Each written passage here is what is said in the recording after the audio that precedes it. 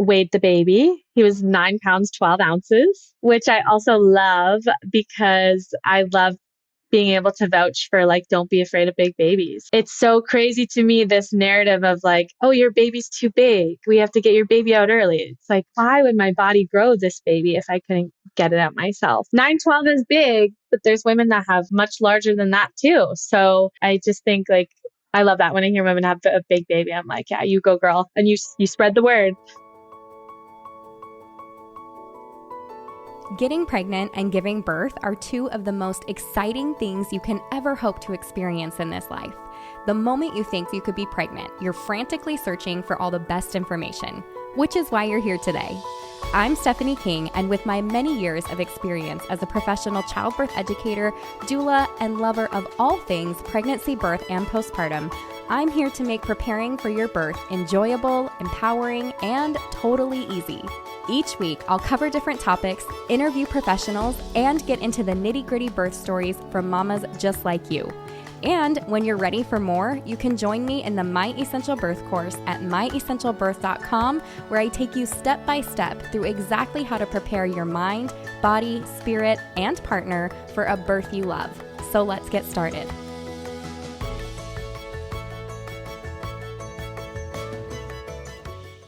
Our reviewer of the week is Maddie Carnes, and she says, I'm hoping I said that right. So sorry, Maddie, if I said your last name incorrectly.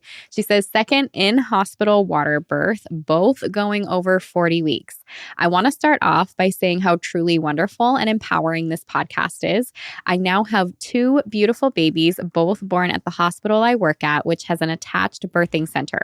Both births were water births, and both went beyond 40 weeks. Because of this podcast, I felt so prepared to advocate for myself, educate my husband, and achieve the births I dreamt of. My first birth required a 1-week NICU stay for my son, in which I am so grateful for facilities like this hospital, where we easily birthed naturally and he was walked right over to the NICU. My daughter's birth felt redemptive with less than 5 hours of labor, and I got all the things I wanted to experience the first time around, such as delayed cord clamping, immediate skin to skin. No one else even took her off my chest for almost 3 hours. It was beyond amazing. I owe all of my prep work and confidence to this podcast and will continue to recommend to all my friends.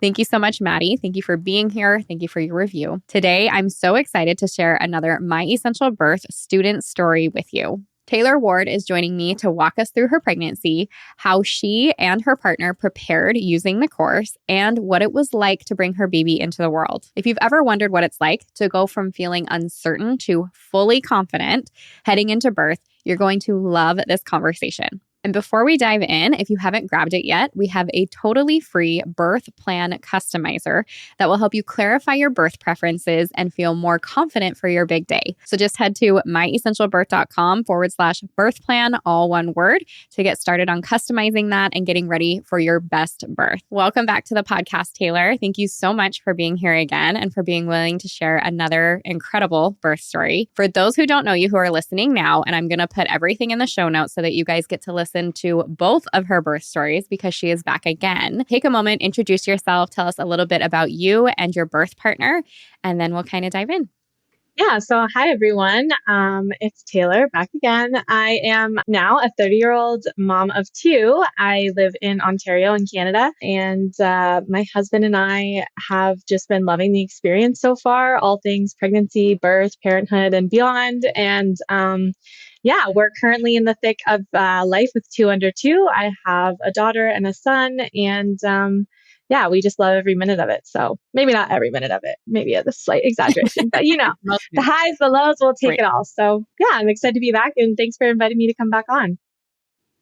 Yeah, I'm excited today because I can't wait to hear this birth story in more detail because I got to hear a little bit about it, but no, I'm like, oh, I want all the details, so that'll be fun. Yeah. Before we start though, I thought maybe this would be a fun lead off question. What's one thing that you want listeners to understand about your birth journey? Oh, that's a good question. My husband and I were talking so much last night, and it was fun getting into all the details again, just to kind of think about where we started and where we are now and everything that we've learned along the way. And I think like the one thing that I want people to understand is that you really do have so much power in influencing what your birth experience is like. And I want the overall message to be that like birth is amazing and has the potential to be such a good positive experience. And I think that nowadays there are a lot of factors kind of working against modern moms that kind of want to get in the way of all of that. So the more that you can inform yourself and seek information to help work against all those external factors, go for it. Get informed and just do what you can to just take control of your birth and have it literally be the best thing you will ever do. I feel like once you I like love your it. eyes open to how amazing birth is, you just want to like talk about it and share the gospel with everyone else, right? So, yeah. It's so Yeah. true. Yeah, there's no truer words. It's why the podcast exists, right? So we could talk about it all day long, and people like you get to come on and share the energy from that. Because my favorite part is knowing like there are so many pregnant women listening right now, and they're grabbing all the good from this Mhm. and like rolling it into their own experience. And I did the exact same thing. Mhm. So this is so cool that we get to do this with women all over the world. I just had a lady join from Quebec the other Oh, day, cool. and I was like, "What?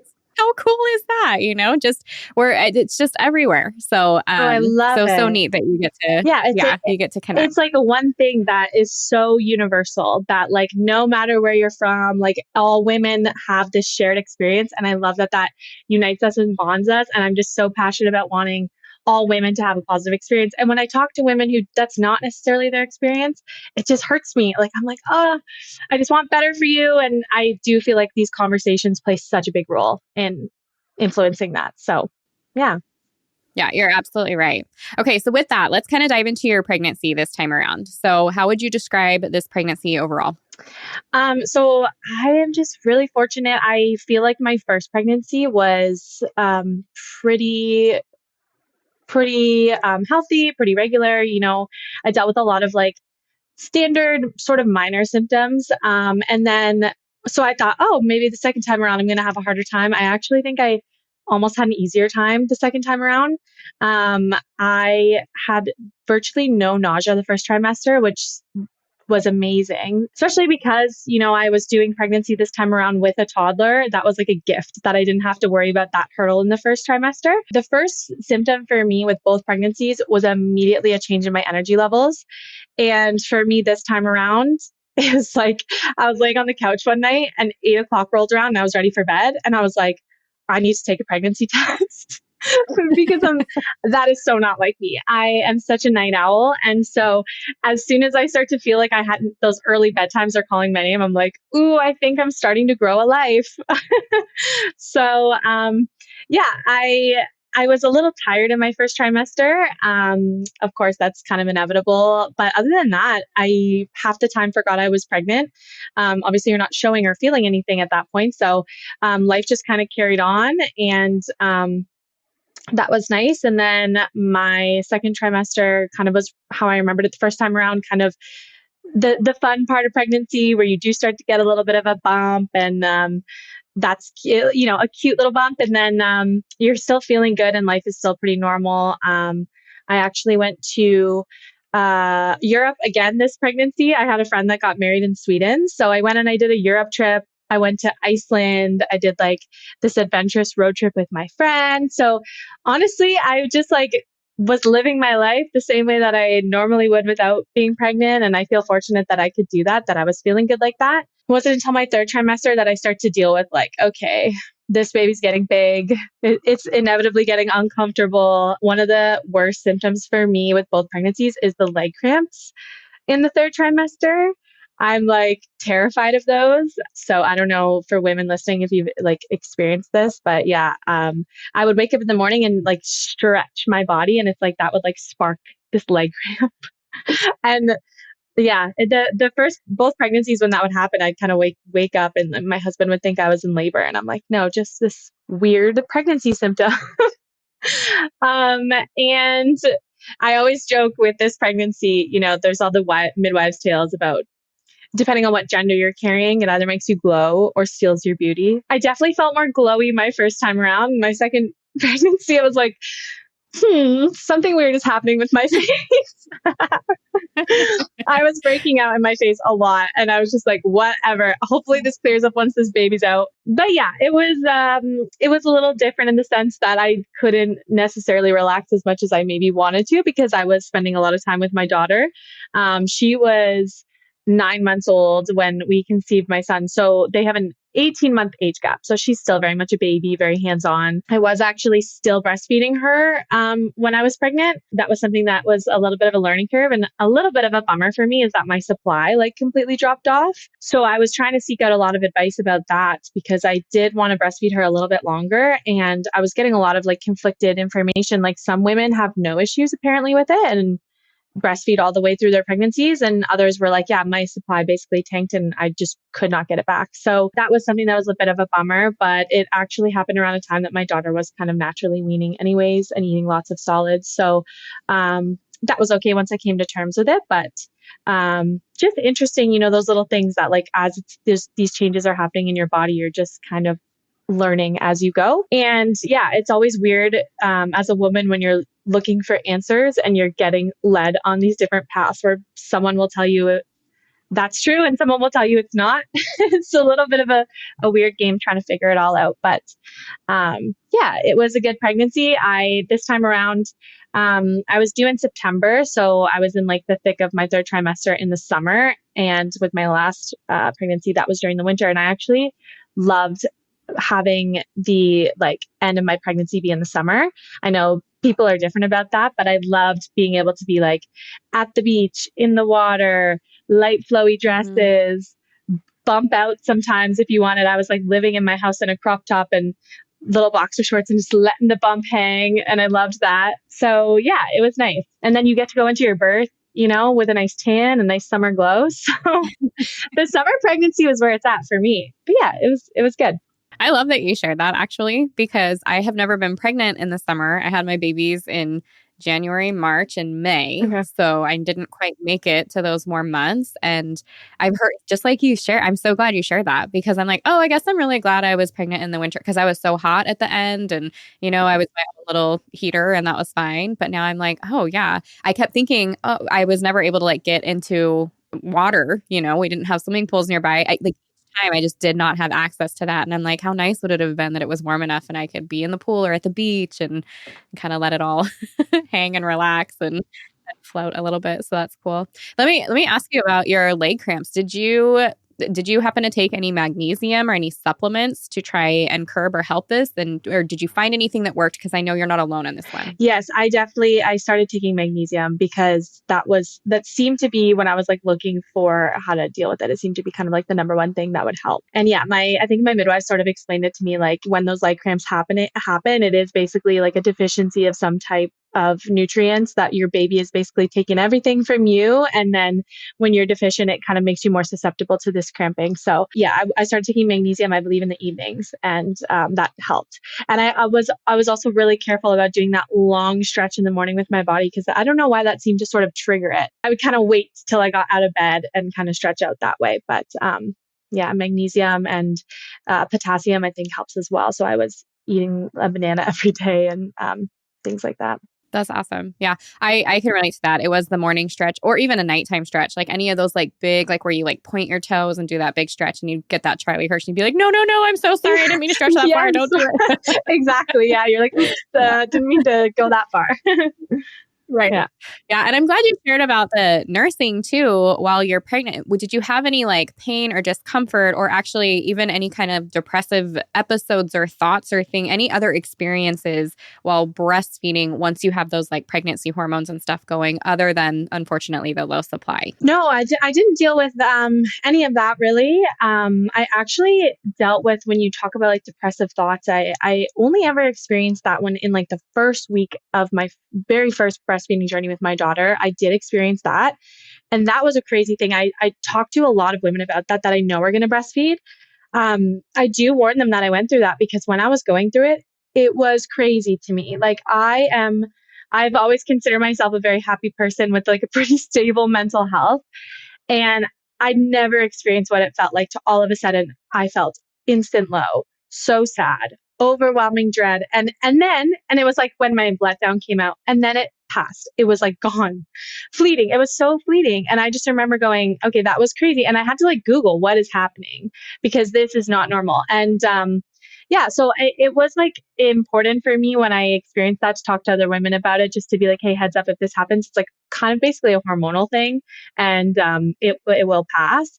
But beyond that, going forward, I always had like a very positive experience with breastfeeding, and yeah, it was just more coming to terms with like, ooh, what are we going to do going forward? Are we ready to start her on whole milk? Are we going to look into formula? Because at that point, my daughter hadn't had any formula, or, how much is she getting enough nutrients from her solids in her diet and stuff like that. So, yeah, I knew eventually our breastfeeding journey was going to come to an end anyways. And I know for a lot of breastfeeding moms, it's hard no matter when that happens. It was a bit of a bummer that it felt like it wasn't necessarily on my terms. But the good news is I think my daughter really handled it well. Like she didn't really actually seem to notice either way. So it was kind of a natural progression. Yeah. Oh, thank you for sharing that. Mhm. I am grateful for that. And what she's talking about for you, those of you who are listening and you haven't heard of that before either, maybe you haven't had a baby yet, or you have experienced this and you're like, what was that? It's called DMER. So D-MER. You guys can go ahead and Google that yourself and take a look, but same thing. I experienced that myself. And I actually experienced prenatal depression with my first baby, and I had never had any kind of what I would call depression. I like half jokingly, like half really apologetically say like, I didn't think it was like real. Like I had dealt with people in my life and I'm like, how can like, just pick yourself up. Come on, like it's never that bad. And then to have these like really heavy feeling or like dark moments and you're like, what is that? Go away. So yeah, that can totally happen. And it just is the weirdness of the hormones and whatever's happening. And it does come with that letdown, especially early on after having a baby. So do not be afraid if that is you. And yes, it does go away and all the things, but I'm glad you shared that too. The other thing that you talked about that I just want to touch on quickly, and then I want to talk to you about your providers actually. You kind of mentioned looking for information and asking people for different, even with breastfeeding for this as an example, and you're getting information from one place and it's different than information from another. And this is like, we're in that information age right now where women can go and you can Google, you can chat GPT, you can, AI, all this stuff. And depending on which person you're talking to or which direction you're looking from, you're going to get different information. And so I think that's why it's so important to reach out to other mothers that have been where you are, or reach out to doulas or childbirth educators or midwives or providers that are going to help you have the experience that you want to have. And when you get an answer, if it doesn't feel right to you, there is probably a reason for that. And there's probably another answer somewhere else that is going to match and feel good. So just throwing that out there to make sure that your sources are credible and that you keep looking, that you don't take the very first information you get as solid fact, because it might not be the way that it should be for you. So just throwing that out there. But let's jump into your providers. So what kind of provider, now you can talk about what kind of provider you had last time too, and what kind of provider did you choose this time and where did you give birth? Yeah. So the first time I gave birth and all through my pregnancy, I worked with midwives. And this time I had such a positive experience last time around. So there was no doubt in my mind that I was going to go that route again. And I got taken on as a client with the same group of midwives. And I actually had the same midwives, like, you just send them all your information on like an intake form, and then someone calls you. And I had the same midwife with both pregnancies kind of call me, and she called me again and said, oh my gosh, like, congratulations, basically like, let's do this again. And so I got set up with my team. It was a team of 4 again, and it was kind of the same system where they would kind of rotate, and I would just see each of them as I went along with my appointments. I really enjoyed everyone on my team. I got along with them so well. And I always loved working with midwives because it actually feels like we have a little bit more of like a personal connection. And I love chatting with them. A lot of them are mothers themselves. A lot of them, have done unmedicated or home births themselves. So this time around, I knew I wanted to do a home birth from the beginning. I kind of entertained the idea with my first birth, and I ultimately decided, okay, it's my first time around. Maybe let's just try to do it unmedicated, but we'll do it in the hospital. And then I pulled so much, like I reflected so much on my first birth and was like, okay, there's a lot that I feel like could be different if I was at home. And I kind of know what I'm capable of now. So I had my mindset on that goal, and like, it felt so good to just be so confident because, you know, any mom who's done a home birth, I think that you can relate to the experience that you're going to get questioned and you're going to have people doubt you. And you're also going to have people just like not understand. You have people that just think, oh, you're just choosing a difficult route when you don't have to. And it's like, no, I'm choosing literally the best thing ever. And it's so amazing to have that confidence to be like, I know this is what I want. And I know that it's going to be rewarding and I'm going to really be happy with that choice. So, yeah, I told my midwives from the very beginning I wanted to birth at home. They're capable of supporting in that. I do live probably 5-10 minutes from the hospital near me if for any reason we did have to transfer. So that was a comforting thought as well. And then we didn't really even have to talk about much of that until we got further along in the pregnancy. We started to have those conversations about what that looked like. Yeah. Yeah, that's awesome. Okay, how about some of your birth preparation? So, what were the things that you did this time that you also maybe did the first time or that looked a little bit different for you preparing for this next baby? Yeah. So when it comes to preparation, I think both times a big piece of it was just seeking information and getting as informed as I could. The first time around was just like a lot about birth in general. And then because I knew I wanted to home birth this time and I hadn't had that experience yet, I was able to kind of like focus in on that specific component of birth and just kind of look into things a little bit more specific to home birth. So looking into information that way, I also knew that a big piece of my prep this time around was going to be mental. And it's funny, I was listening to a couple birth stories on this podcast actually this week, and I heard that kind of come up a couple times with moms with the second and third time around that there is so much more of a mental component. So I wanted to obviously be in good shape physically. I did make sure that I was walking every single day. With having a dog, I feel like that's an easy thing to work into the mix and get out, make sure I was moving my body. But I wasn't as like adamant on my stretching. I still did try to do it as much as I could, but with the toddler running around and just being more tired this time around from the days with her, I didn't always have as much in me at the end of the day or whatever to get down and do the stretches, but I had my husband there kind of giving me that extra push, and he was checking in on me more, trying to keep me in check, make sure I was on that stuff. So I also had my baby for a good portion of my pregnancy was lying transverse. So yeah, for those who don't know, he's basically lying sideways, and we weren't really sure which way he was going to turn or flip. And because I was having a home birth, I was really hoping that he would not be a breech baby. I actually did start looking into breech birth a little bit too, because I was like, maybe this is something that I might have to consider. So, anyways, I was trying to do the forward leaning inversions and just some stretches like that to encourage him to kind of turn head down and be in that position. So I did that.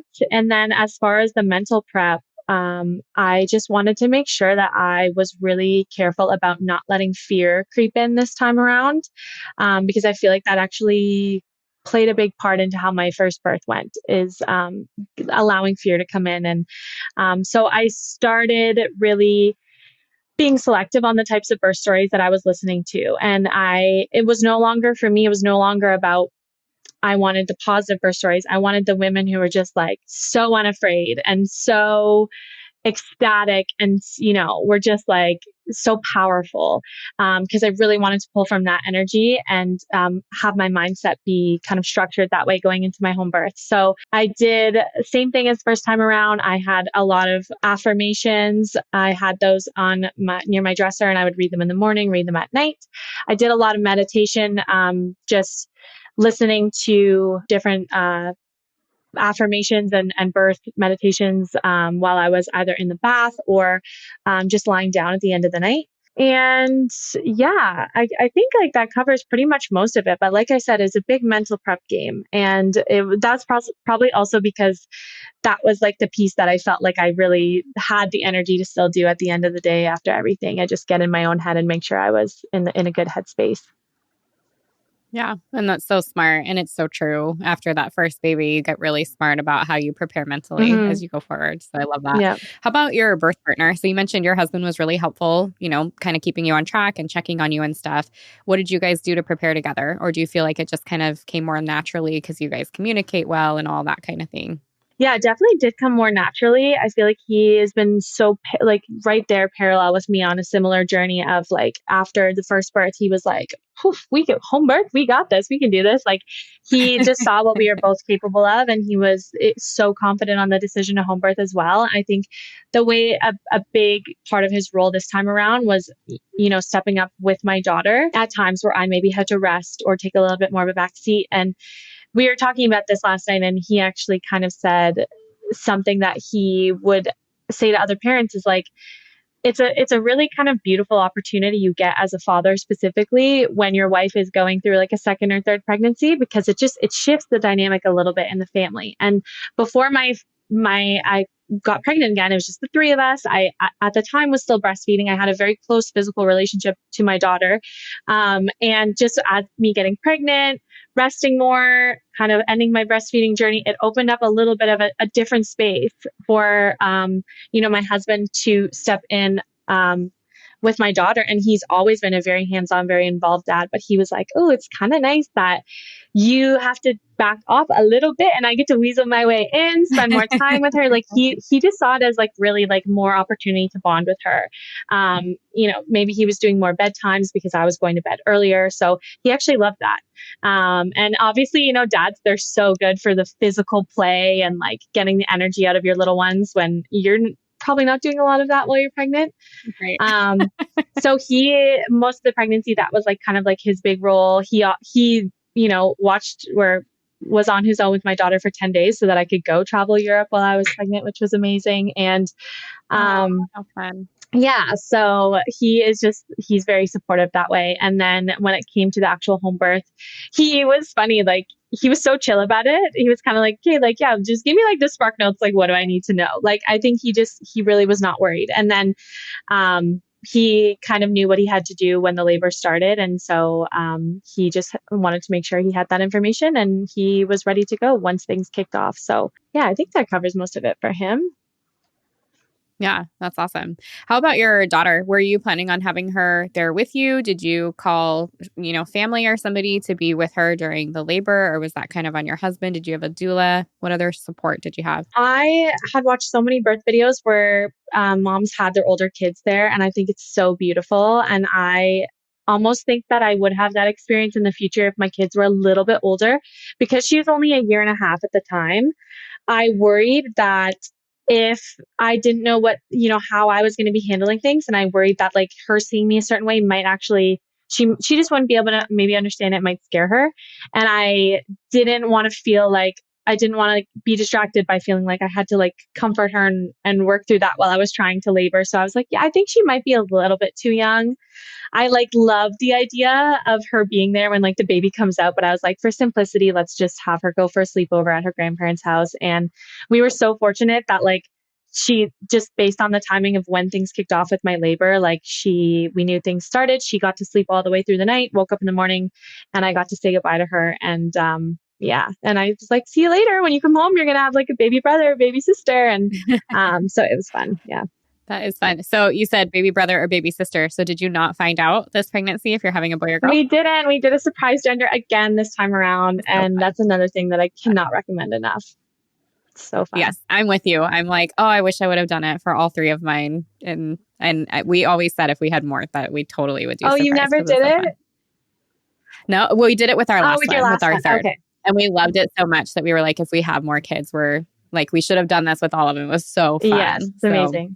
I swore he was a girl. I made him all the pink and purple stuff. And even when we like sent out the like, he's here, I forgot to grab boy blankets from my kid's room because I was so sure that it was a girl and it wasn't on my mind. And so he's wrapped in one of the blankets that I made for my little girl that I didn't have. Oh no, that's so funny. They were like, wait, you said David? We're like, yeah, it's boy. Sorry. Isn't that so funny? I think that's the one thing that like, it's like mother's instinct with birth and pregnancy is so strong with all these things. But yeah, I hear so many women who are like, oh, I knew it was this gender. And then they were so wrong. And it's like, how is that the one thing that we just like, we're not in tune with? Yeah. Yeah. Well, and it's so funny because I had dreams within my pregnancy, and like there are two specifically that I remember. And when he was born, there was one where it was just a weird pregnancy dream. So I had like pulled him out of my belly at some point and looked at him and tried to put him back in, and he couldn't go back in, turned into a nightmare, you know. But But when I grabbed him after I gave birth and I looked at him, I'm like I knew, like you're the one that was in my dreams, Oh, I love but I that. was so like, I have two boys. It is time for a Yeah, girl. yeah, just almost trying to manifest. You know what I Yeah. mean? Like, yes, I manifest exactly. Yeah. If I keep thinking girl, it's gonna be a Yeah. girl. But yes, I was 100% wrong. Okay, so your first baby, when you pushed back an induction several times with that first pregnancy. And it was like 41 plus 6, like right before you would have had to transfer, that you did the midwives brew and went into labor. So how far along were you this time when you went into labor, and what did that look like? And then let's dive into the birth story. Yeah. So this time around, my son was 8 days past his due date, and it was nice because of my experience with my first birth. As soon as I got pregnant this time around, I was like, I'm not doing anything. My baby is coming when they want. I'm not doing the midwives brew. I'm not even going to be like bothered by people suggesting me to get induced because it's just not happening. Me and my baby, after my due date, once I'm off work, we're having a little vacation together and we are just going to relax and enjoy. I'm not even honestly going to do curb walking. Like I was like, I'm just going to enjoy it. So, and also like when it's your second and you've got an older sibling, it's like, let me soak up this time with my first child. So like, I'm not necessarily trying to rush into it. I've got a lifetime to spend with this baby. So let's soak up these last few days. So I knew that was my intentions going into it. I also, with the midwives brew, reflecting on my first birth, although I am grateful that I took it. And I think that it served its purpose. It did cause me to have a lot of nausea during my birth, which was not the most enjoyable experience. And I also do wonder if it influenced the intensity and the power of the contractions because everything started so quickly and came on so strong. So I was like, okay, I'm glad that I did it that time around, but this time around, I just have that little bit of extra confidence and strength to be like, no one's coming between me and my baby and when they want to make their arrival. But the only thing was one of my best friends, literally since childhood, was getting married 2 weeks after my due date. And I was like, Oh my oh God. no, my first baby was 12 days late. Like if I just like let this baby come when they want, I might be giving birth on your wedding day. So I did try to talk to my baby a little bit and make a deal and just say, please work with me here. Like I really want to be at this wedding. And I don't want to like be like, feeling pulled to like sacrifice my birth goals and like do an induction or something just so I can be there. But it was important for me to be there at that wedding. So I was kind of like watching the time tick on and just being like, there's going to be a cutoff date where it's going to be too close to the wedding. I won't be able to go. But my baby took my advice and worked with me, and I ended up having him 6 days before the wedding, and I took him to the wedding 6 days old, and it was great. So it all worked out in the end. But yeah, I guess that kind of covers most of that. Should I get into the birth story? Yeah, let's do it. Okay, great. So yeah, this time around, my water actually broke, which was the beginning of my labor. So that was a very different experience. It was about 5:30 in the morning, and all of a sudden, like they say, you just feel like you pee your pants. So that was like, it felt like an explosion. And it like startled me awake. And I was like, oh, I think this is what they call your water breaking. That was crazy. And I was so excited because obviously we were 8 days past the due date. So it had been a little bit of a long time coming. And I also heard the advice that, if that happens, let your husband sleep as long as he can so that he can be rested to help support you. So as long as like you're good, like also you just go get more sleep. So I did try to get more sleep, but I guess I underestimated how much liquid comes out when your water breaks because I kept trying to sleep, but then I kept getting more gushes of water. And then I kept just like soaking through like my pants. And I was like, this is like a very humbling experience. What is happening right now? And I wanted to talk to someone. I was like, who do I tell? I'm having a baby today. Everyone's sleeping in my house. This is so weird. Anyways, I was downstairs by myself, kind of in and out of sleep just for a couple hours. And then at around 7:30 at that point, like I did start to feel contractions coming on like pretty consistently. So I went upstairs and I woke my husband up and I just said like, hey, I think we're having a baby today. And that was really cool to get to like wake him up that way. And he was all excited. So he kind of jumped into action and he went downstairs and just started like prepping the birth space. I'd printed off all my affirmations that I had like at my dresser throughout my pregnancy. I had kind of strung them up above my living room with some string lights because I thought I was going to birth in the evening, but I birthed in the middle of the day. But it was a very cute setup. It was in the living room, which also doubles as like my kids' playroom. And so I was like, declutter, like get rid of the toys. We like moved some of the toys around. We brought in like plants and flowers. And, I had like a little memorial tribute, a little photo of my mom, my ultrasound photo, and just like things that were just going to like really make it like a really cozy, positive space. I don't know. I didn't think that laying there in the birth pool staring at like, building blocks and stuff was going to be the right vibe. So, and then my husband had got like the diffuser going with some essential oils. He put my birth playlist on right away, and that was really nice. And so while he was doing all of that, I did already kind of start to feel like the contractions were picking up a little bit, and I decided to have a shower. And then while I was in the shower, I started to feel like, oh, I actually feel like I need to kind of move through these. And a big takeaway from my first birth, again, was the power of movement. And I feel like I got to a point with my first birth where I got into the bed and then I had a really hard time getting out of that. And I was just kind of laying still for a long time. And it felt like the contractions were literally just washing over me. And I think about that metaphor of like contractions being a wave so often because it's literally the perfect metaphor. And I think about how, you can visualize what it feels like to be swimming and not be going with the wave. And the wave is just washing over you and you can't stand up. You can't catch your breath. It's overwhelming and it's hard to get out of. And that is sort of how it felt with my first birth. So I came away from it going, I need to figure out how to ride the wave better. So I can kind of go up and down as the contractions come. So a big piece of that was the movement. And I was like, I'm going to move as early as I can for as long as I can. And if I need to lay down, just try to keep it in like little spurts and then get back up again. So I was kind of doing hip circles and swaying in the shower. And then once I got out, I was able to kind of walk around a little bit. My daughter, I think, was waking up around this time. So we had called her grandparents to come pick her up. And I continued moving, just bouncing on the birth ball. And that was good for a little while. And then as things started to get even more intense, I needed to kind of lean over the birth ball. So I was on the floor on my knees, leaning over, swaying back and forth. And then I think it was at that point, we were maybe around 10 o'clock. And so I'd just been laboring just for a couple hours and we already felt like we needed to call the midwife. I will say for like context, my first birth was around like 11 or 12 hours. So we were just, with the way things typically go, we were thinking it might be under that. But the way things were progressing, I was like, okay, I think, yeah, this is going to be quicker than last time. So we called the midwife and she came over, and just based on who was on call that day, it was my midwife who had done both my intake calls with both of my pregnancies. So I was so excited that it was her because it just felt like at this point, I felt like I had shared so much of my journey with her and I knew her so well.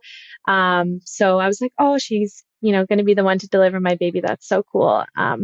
So after I was leaning over the birth ball for a little bit, I did kind of feel like I needed to rest and I wanted to go lie down. And in my head, I was like, okay, you're going to go lie down for a little bit, but don't get stuck there. And I was doing well in the bed. I actually enjoyed lying down and getting a little bit of a rest. And then my midwife, not too long after that, she asked me if I wanted to get in the birth pool. And I was like, what? Like, I thought that was a crazy suggestion because I thought I still had so much longer to go. And I was so afraid of like getting in the birth pool, and then, having to get out for whatever reason, because in my head, I was like, there's no way the baby is like going to be coming anytime soon. And I don't want to be going in and out of the pool, but I was like, you know what? It might be nice to kind of change things up. So I went downstairs and got in the pool, and it was like just instant relief, the best feeling. And I wasn't sure how I was going to feel about the birth pool because I did use the hospital tub and I enjoyed the warmth of the water, but like the hard hospital tub is just not the same. Like I just couldn't figure out how to get comfortable. I just felt so awkward in there. So when I got in the birth pool, I was just like floating around and it was a nice way to break up as things had started to get really intense. I got in the pool and I was like, oh my gosh, I feel so good. And I was laughing and I asked my husband to like pass me his phone. I was like, I want to DJ. I want to like change the song. And he was so shocked by how different it was at this stage in the labor from the first time around. Because first time around, I was basically unreachable at this point. I'd kind of gone into my own head. and was denying all help and was like, it was very much that like, I'm in a dark cave, let me labor alone and be alone. And this time around, I was like, I'm going to have fun with this. I'm going to enjoy this. I'm going to keep this energy going. So my husband was also super chill. All of a sudden, I heard him start talking about he was going to order Uber Eats, and he was asking my midwife what she wanted to eat. And I was like, okay, slow down. I think maybe you're a little too chill. Let's check back into what's happening here. But it was good. He ordered food, and I was able to eat and drink and make sure that I did that, because the first time around, again, I started to just like push everything away. But I wanted to make sure I was well nourished and energized. And I was kind of floating around the tub a little bit. I felt super mobile, and the water was just like the perfect temperature. It actually gave me a lot of relief, like so much relief to the point that I, again, was just not convinced that my baby was coming that soon, because it just felt too easy. Um, Mm. and there was definitely some strong contractions happening at this time, but there was a lot of time I felt like for me to kind of catch my breath in between. And like I described, felt like I was just riding those waves. And so they came and things went up and then they went down, and then I got to breathe and I had conversations, and it was just, it just felt like, okay, this is more how it's supposed to be. And then I did start to get louder and more vocal and start breathing through everything more intensely. But the first time around, I had started getting to the point of, not to alarm people, but a little bit screamy. And I remember reflecting on that after and being like, how come I don't see a lot of birth videos where people are screaming? Like, am I a crazy person? I will make a note of that, ladies. If that is how it goes for you, do not have any regrets about it. Like, you do what you got to do. And birth does look so different, and that's okay. And so that's something I have had to come to terms with and remind myself. And I'm like, that was just first time mom birthing at the hospital. This is second time mom birthing at home. It's just different. But still getting loud. And something that I loved about being at home is that I didn't, I didn't have to worry. Like, even though you're in your own room at the hospital, you're in your own room on the whole hospital floor. There's a lot of people outside those doors. And even though you're not necessarily thinking about that in the moment, it's something you think about after, like, oh, I wonder what people heard or what they were thinking. And when you're at home, it's like, it doesn't matter. It's just you and who you invited into your birth space. And everyone's going to just be so accepting of whatever you need to do. So yeah, I guess I had started getting a little bit louder and thinking, like, I wonder if transition's coming. And honestly, this time around, I don't even think I really knew when I was in transition, because it just like never felt like it got that intense. So my husband told me later that him and my midwife were chatting, and he kind of said that, when do you think the baby's going to be here? And she told him like, oh, within the hour. And he was like, he was on the same mindset. No way, no way, it's already happening that soon. And she was like, no, it's looking that way. And she was right.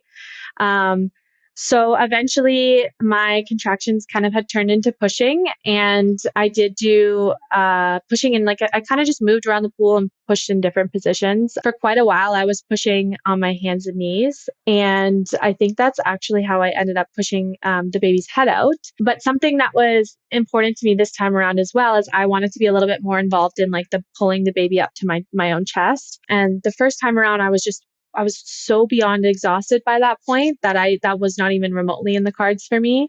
And I also just like didn't really have the confidence to do that. So I had told my midwife ahead of time, like, this is something that's important to me, and I want to kind of try / get my husband to kind of help try. And I think that's so cool in the videos where you see like the first hands to touch the baby are the mom or the dad. So I pushed the head out and I was kind of leaning over the sides, and it's just such a funny thing. Like, I would have never imagined I would be this way, but I'm like, I think I want to turn over, because I kind of want to like be able to really see the baby come out. Can I turn? Like, can I move? Like, even though baby's already halfway out? And they're like, yeah, that's fine.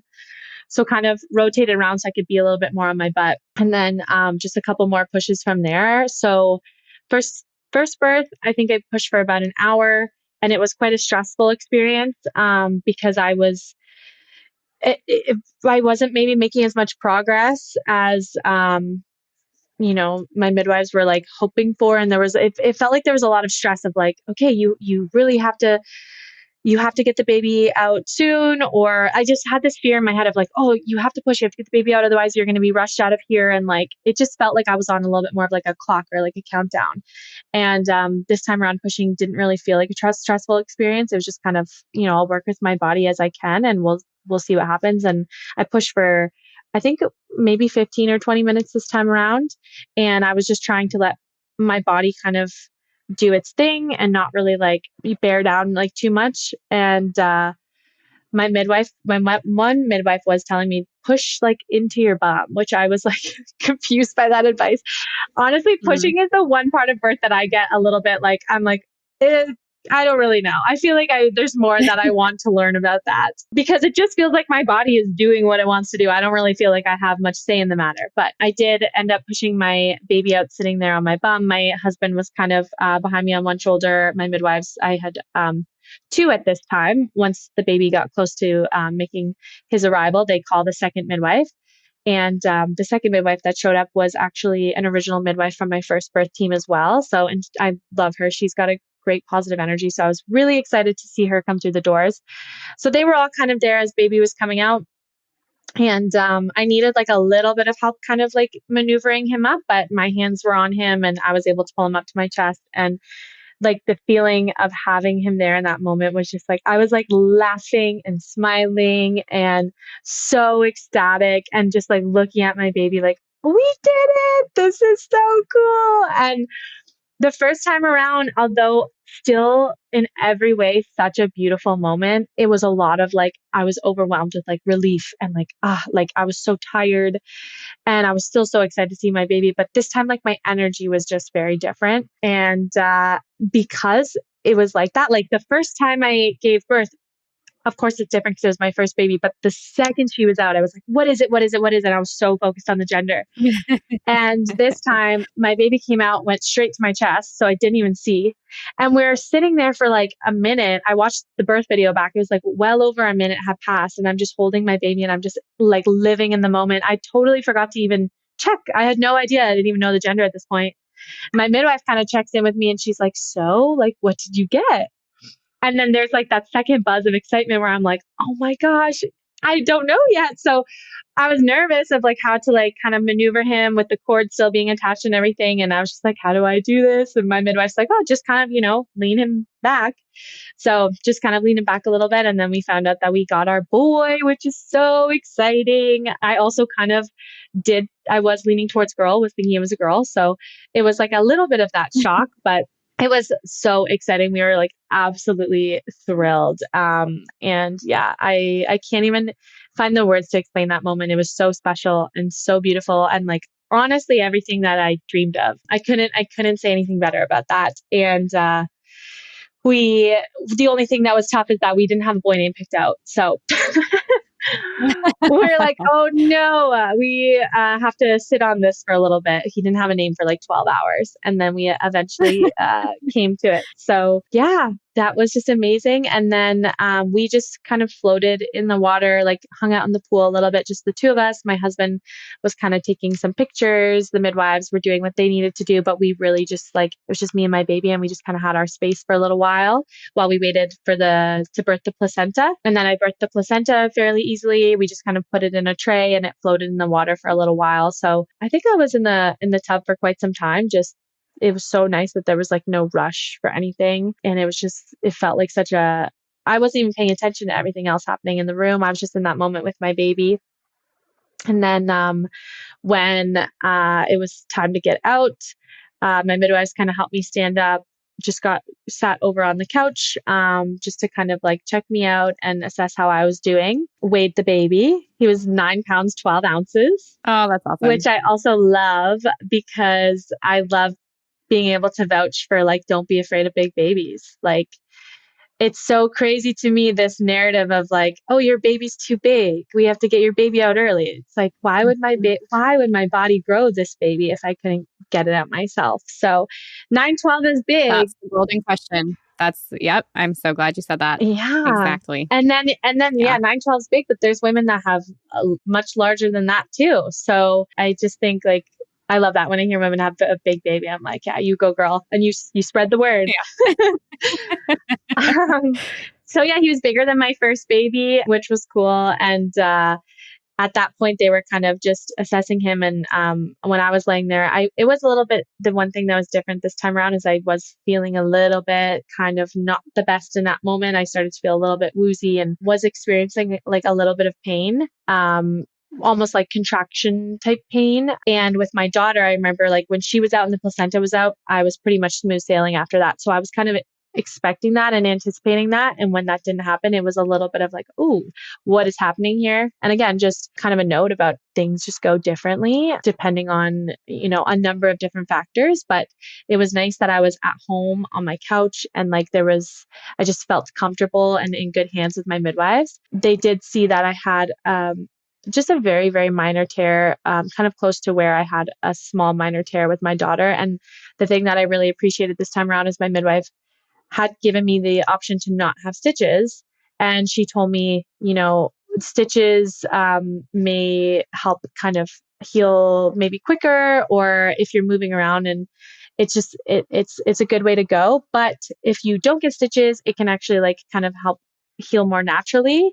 The only thing is you just want to be extra careful that you're like really taking it easy in the days following the birth. So she's like, yeah, I don't have to do stitches if you don't want. So I opted out of the stitches. Oh, and that reminds me, I forgot to mention that I had no cervical checks through this whole birth. And I also would recommend that. Mm, That was a big I love piece. That that. was a big piece of my birth. And like, it was so hard the first time around when, I was in labor and I was already kind of in my own head and zoned in and doing what I needed to do. And then all of a sudden, like someone pops up and they're wanting to, do what they need to do with a cervical check. It's not the most comfortable experience, especially if you are dealing with like back to back contractions.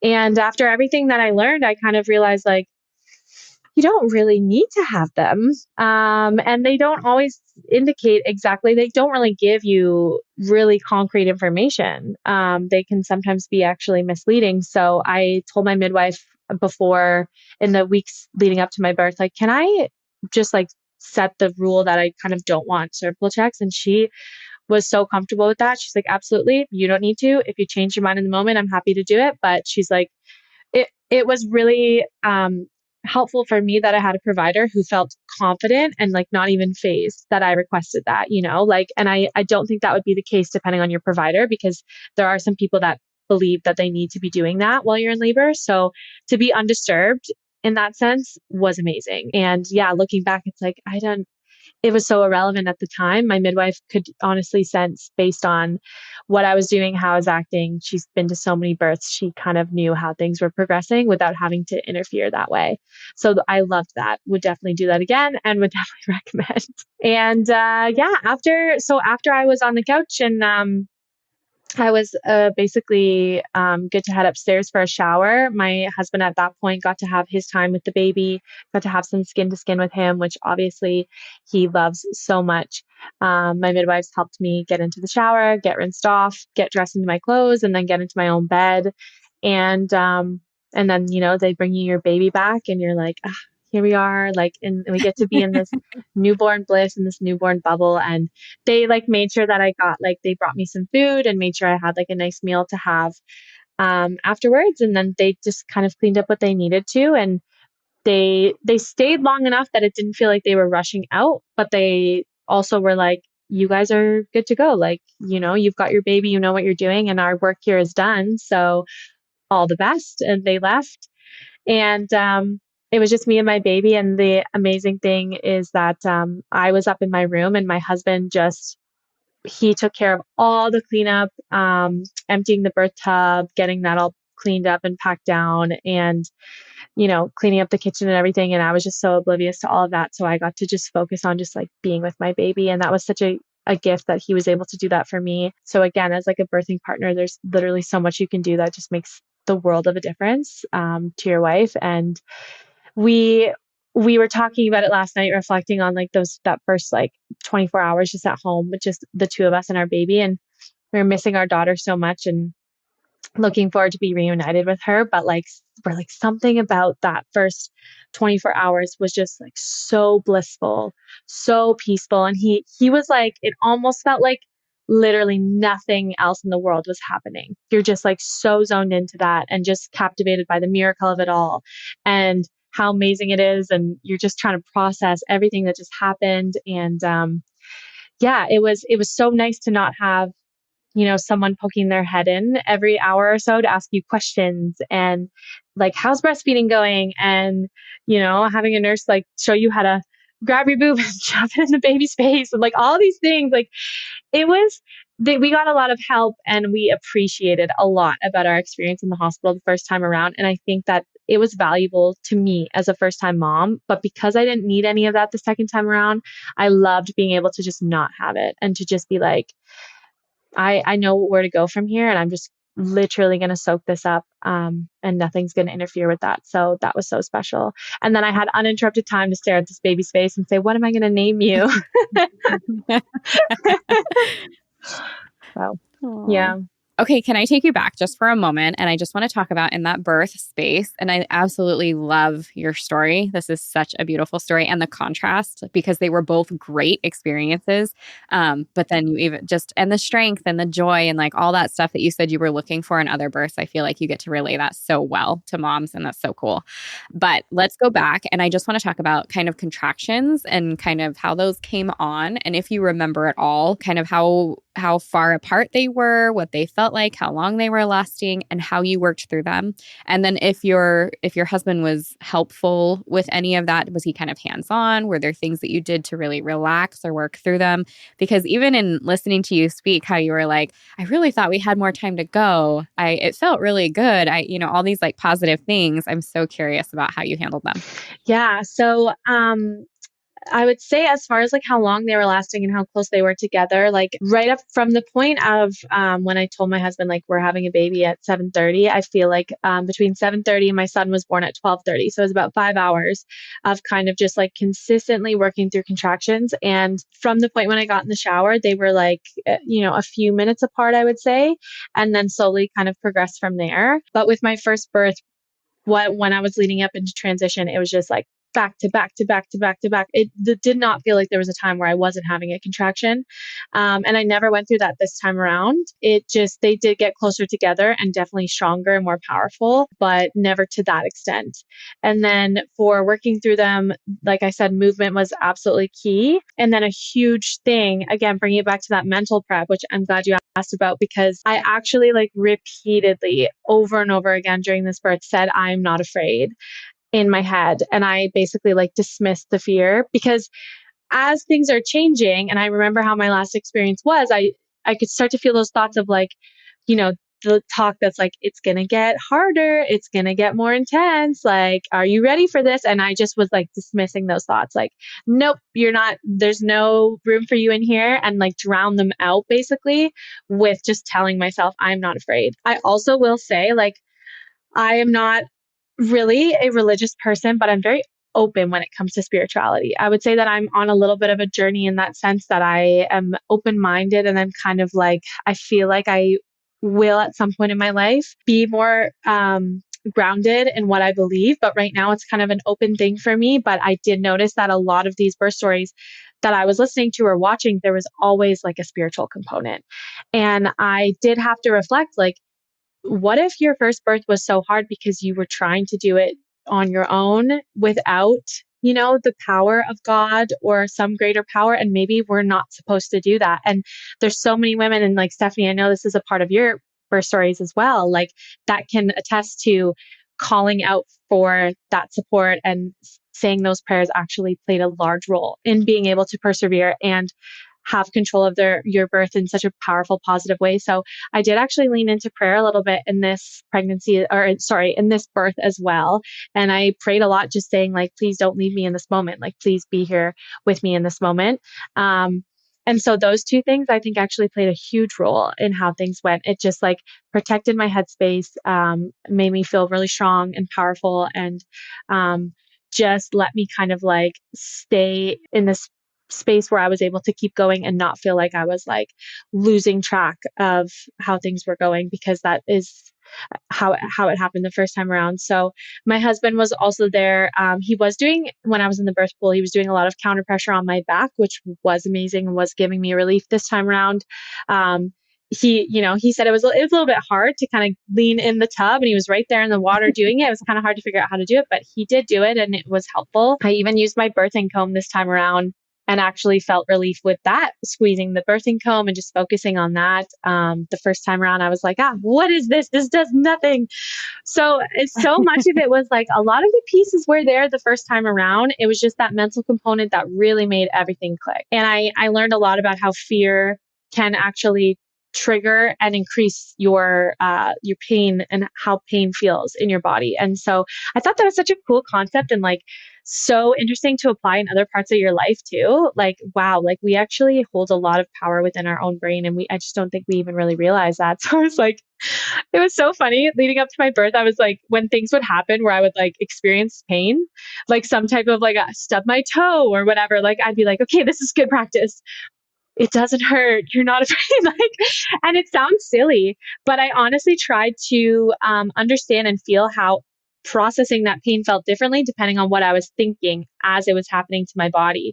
So I made sure that I was like very cautious of like when a contraction was happening, instead of squeezing and bracing for it, I relaxed, made sure my shoulders were relaxed, my face was relaxed, and I kind of tried to ride the wave, as I mentioned. And it felt like I was going with my contractions instead of my contractions happening to me. And that's how it was the first time. It was like me and my contractions were working against each other, which is what I have heard and what I experienced makes them feel painful. So it was less of that. And it was more like, okay, I'm going to try to understand how to tap into the feeling of this and ride along with it, stay relaxed, keep that positive mental headspace. And then, yeah, you do feel a lot of pressure and quite some intensity, but not pain the same way the first time around. And it's really cool that I can have those two experiences to be like, hey, I understand why it can feel that way, but I also can vouch for the fact that it doesn't have to. Yeah, that's perfect. And you're not alone with the, like you said, you stubbed your toe or this or that. Those are perfect times to practice. Like grab every opportunity of like pain or discomfort or even emotional discomfort to like work through that. And how am I going to relax? How am I going to focus on my breath and all that? So it's perfect. I love that you shared that because it's so useful. Yeah. You're definitely not alone in doing that. Mm-hmm. Okay. I love to end these with kind of your best advice for dads, best advice for moms. Just, I want you to think of like the pregnant women that are preparing for birth right now.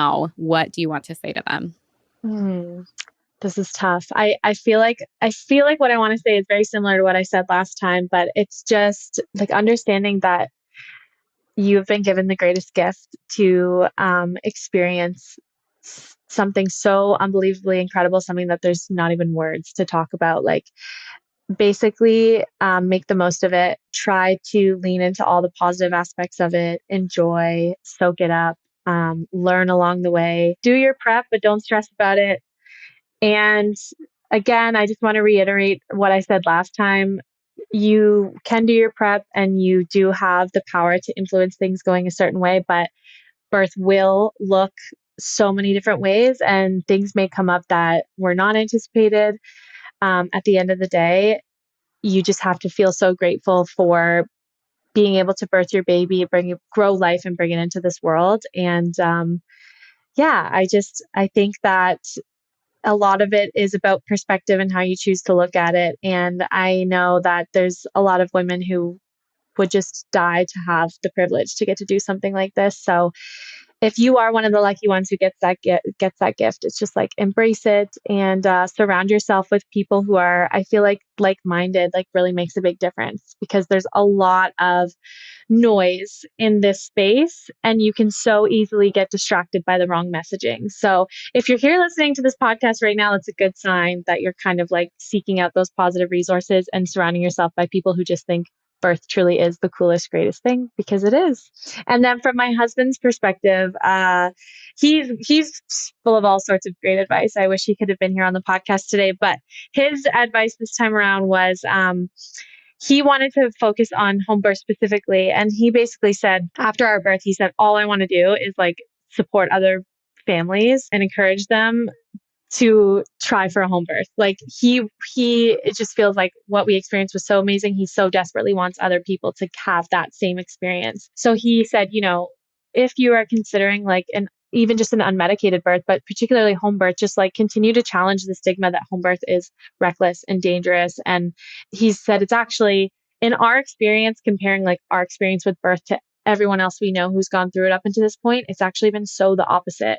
Um, I have had overwhelmingly like positive results from going unmedicated and delivering at home. And it's just kind of, he said it brings it back to the basics of human nature and how birth kind of was designed to be. So it's crazy hearing those words come out of his mouth, because the first time I ever kind of threw the idea out there to him, I think he thought I was crazy and was like, what are you talking about? But once you get that important information, that kind of justifies it all. He's like, I can't see it any other way now. And I will he's like, I'll tell anyone that's willing to listen, like, this is a good way to go. So I love that. And men end up being the best advocates. That was my husband as well. He ended up doing his like whatever thesis he had to do in college or whatever on home birth, oh on birth wow. in general. And what we had done, because it changed him, and he has had opportunities to talk to other men about it, which I know men are not talking about birth all the time. And so when there is an opportunity, I think they absolutely need to share it. So I'm so glad that he said that those were his words of encouragement for dads that are here with us, or moms, if you're listening and you want to encourage dads, like let them listen to some of this stuff. It's why it's so important. Like you guys took the birth course. I hope he watched the videos with you, right? Because if dads are not following along, and I know moms will say, well, I referred, or I said, whatever he needed to hear, I made sure and brought that information to him. And it's like, that's great. If there's no other way, then that is the best you can do. And that's wonderful. But he should be right along with you. And as they start learning this information, they're like, oh, like all the light bulbs, right? And they're like, yes, I know my part now. And I know where I'm supposed to be in all this, and how I can help and how I can support. And it's really just that I didn't know that I didn't know that kind of starts happening. And they're like, oh, wow, this is actually really cool. And then they experience the birth with us. And yes, they become just as excited and in love with the process as we do. And watching your wife do it confidently, strongly, comfortably, like working through that process.